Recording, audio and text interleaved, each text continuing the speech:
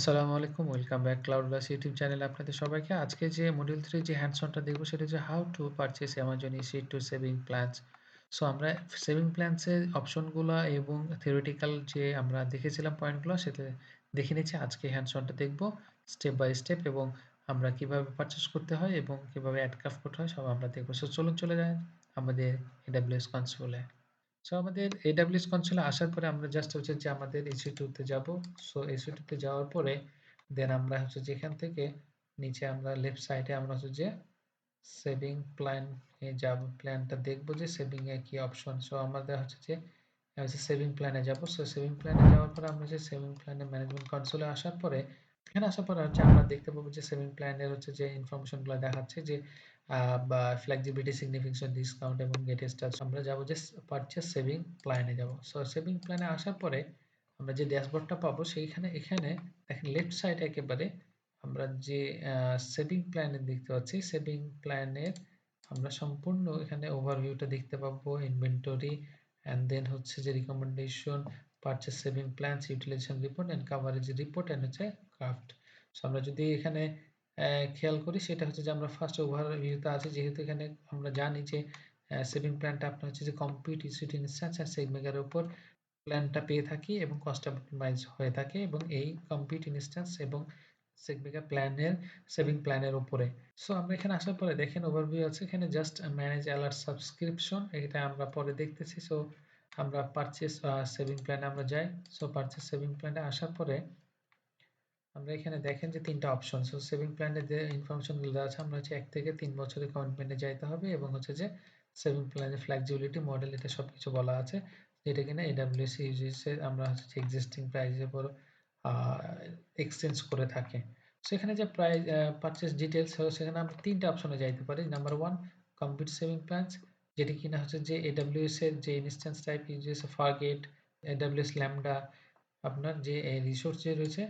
So any type of reason এবং family টাইপের টেনেন্সির উপরে আমার হচ্ছে যে এই সেভিং প্ল্যানটা কাজ করে। EC2 যে সেভিং প্ল্যানস সেটা হচ্ছে একটু ডিফারেন্ট এটা থেকে। যে EC2 ইনস্ট্যান্স সেভিং প্ল্যানসের ক্ষেত্রে আপনার হচ্ছে যে সেম টাইপের যে আপনার রিজন থাকবে, সেম রিজনের সেম টাইপের ফ্যামিলি টাইপের আপনি ইন্টারনাল এক্সচেঞ্জ করতে পারবেন। Apply to instance uses within the commitment EC2 family. EC2 যে ফ্যামিলি রয়েছে সেই ফ্যামিলি অ্যান্ড হচ্ছে রিজন রিগার্ডলেস আপনার সেম টাইপের হচ্ছে যে ফ্যামিলি এবং রিজন সেম থাকবে, বাট আপনি হচ্ছে regardless size, tenancy and operating system, এই ৩ টার উপর ডিফারেন্ট আপনি যে কোনো ক্ষেত্রে আপনি নিতে পারেন, কোনো সমস্যা নাই। বাট আপনাকে রিজন আর টেনেন্সি সেম থাকতে হবে। অ্যান্ড হচ্ছে সেগমেকার প্ল্যানের ক্ষেত্রে আমরা সেগমেকার এবং হচ্ছে কম্পিউট এই ২ টা হচ্ছে সেম।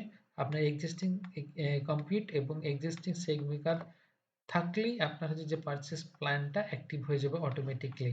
শুধু কম্পিউটার ক্ষেত্রে হচ্ছে যে AWS Fargate এবং AWS Lambda র যে সার্ভিসগুলো রয়েছে সেগুলো যদি আপনার এক্সিস্টিং থাকে সেই ক্ষেত্রে আপনার অটোমেটিক্যালি এপ্লাই হয়ে যাবে। সো এইখানে আপনার যে সেভিং প্ল্যানটা দিলাম, আমরা জাস্ট এখানে টার্মটা নেব ১ বছরের, আওয়ারলি কমিটমেন্ট কত করব আমরা।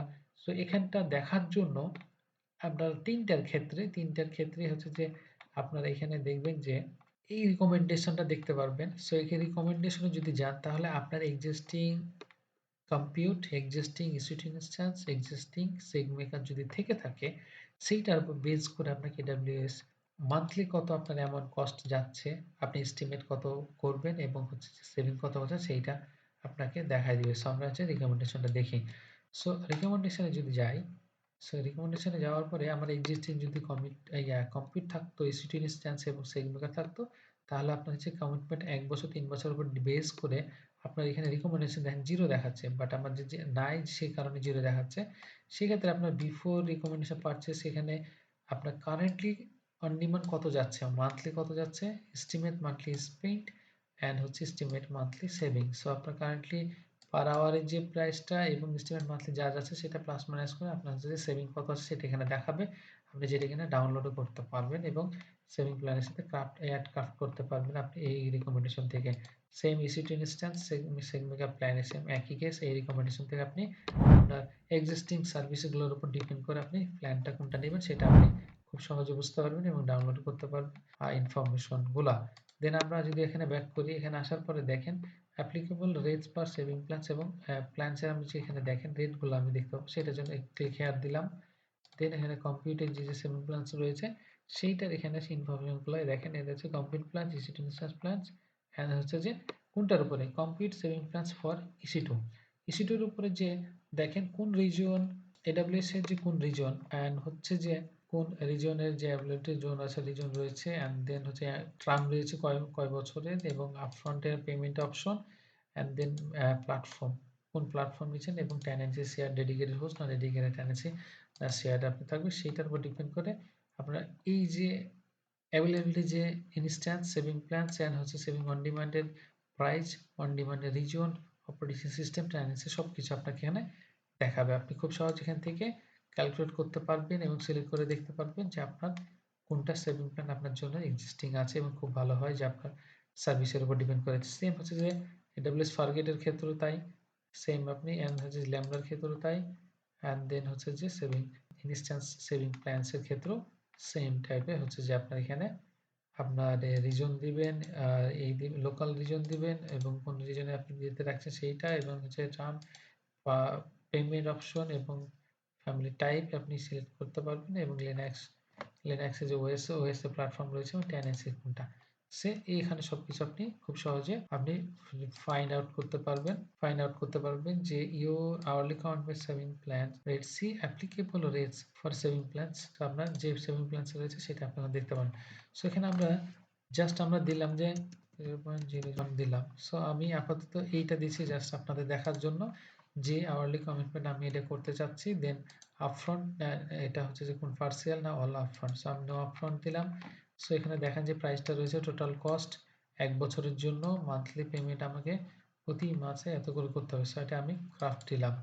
অ্যাড ক্রাফট দেওয়ার পরে দেখেন আমি এসেছি হচ্ছে যে আমার ক্রাফটে রয়েছে, সেভিং প্ল্যানসের ক্রাফটে রয়েছে, এবং এখানে দেখাচ্ছে যে কি টাইপে টার্মস কত, region, instance type, no upfront, সবকিছু ইনফরমেশন, আওয়ারলি কত আমি পেমেন্ট করতে যাচ্ছি, টোটাল কস্ট কত আসবে মান্থলি, সব এখানে রিকমেন্ডেশন দিচ্ছে, এবং হচ্ছে আপনার কোয়ারি কমিটমেন্টে দিয়ে দিচ্ছে এখানে কত কি আছে। সো এই যে এটা যদি এখন আমি অর্ডারটা সাবমিট করি, সাবমিট করলে আপনার হচ্ছে যে সাবমিট হয়ে যাবে। দেন আমি যদি আরেকটা অ্যানাদার আমি অ্যাড প্ল্যান করি, দেন হচ্ছে আমি EC2 ইনস্ট্যান্সের সার্ভিস প্ল্যান আমি একটা নিচ্ছি, যেখানে 1 বছরের জন্য রিজন আমরা বললাম যে যেহেতু এটা নর্থ ভার্জিনিয়াতে নিলাম, এবং ইনস্ট্যান্স ফ্যামিলি টাইপ এখানে কিছু দেখাচ্ছে না। আমি যদি ডিফারেন্ট যে নিই, এটাতে থাকলে এটাতে দেখাচ্ছে।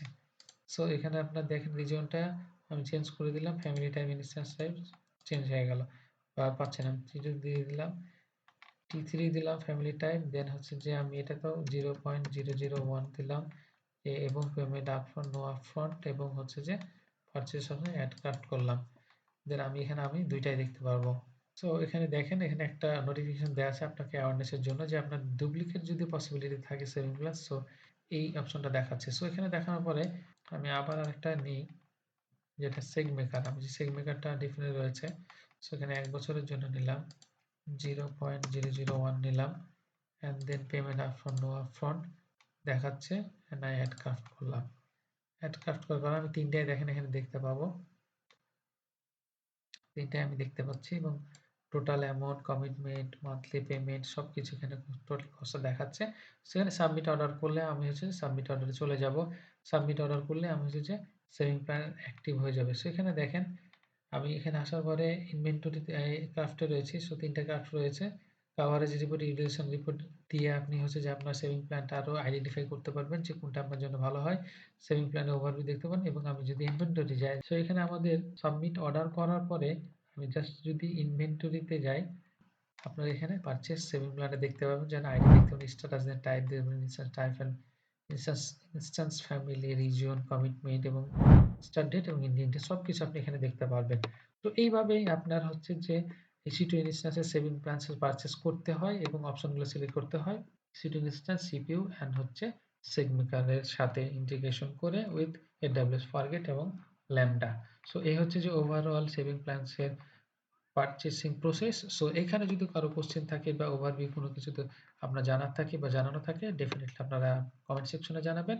এবং ভিডিওটা কেমন হচ্ছে বা আপনার হ্যান্ডস অন গুলো আপনাদের জন্য কতটুকু হেল্পফুল হচ্ছে সেটা আপনাদের জানাবেন আমাকে কমেন্ট সেকশনে। সো ততক্ষণ পর্যন্ত ভালো থাকুন। দেখা হচ্ছে নেক্সট ভিডিওতে কথা হচ্ছে। আল্লাহ হাফেজ। আসসালামু আলাইকুম।